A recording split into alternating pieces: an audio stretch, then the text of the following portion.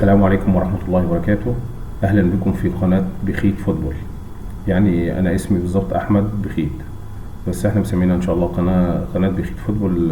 يا رب تنولوا إعجابكم وتدعمونا عشان نبعت لكم كل جديد بإذن الله تعالى.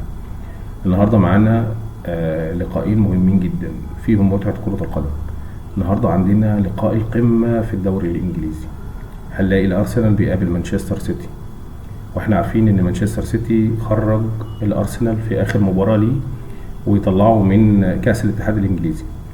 هنشوف النهاردة هل ساكا هيتغلب على هالاند ولا هالاند هيتغلب على ساكا، وهنشوف مين من المدربين النهاردة هيقدر يفوز بالمباراة. الارسنال النهاردة داخل المباراة مباراة سائرية عشان يعرف ياخد حقه من مانشستر سيتي وعشان يحافظ على الصدارة بإذن الله تعالى. اللقاء النهاردة على قنوات بي ان سبورت على الساعة 9:30 مساء إن شاء الله. وعندنا اللقاء تاني مهم جدا في أبطال الدوري الأوروبي، هنلاقي تشيلسي بيلاعب بروسيا دورتموند.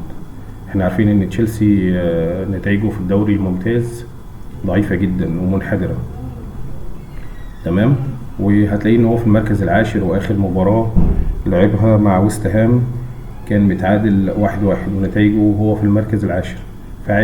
فعايز حتى يصالح جمهوره النهارده ويعمل لقاء كبير جدا مع بروسيا ويحقق نتيجة كويسة عشان يعوض وترجع الروح للفريق بإذن الله تعالى. ومن الناحية التانية بروسيا دورتموند فايق في الدوري الألماني في المركز الثالث، وآخر مباراة ليه فاز 2-0 على بروسيا دورتموند، فاز في المركز الثالث. بروسيا دورتموند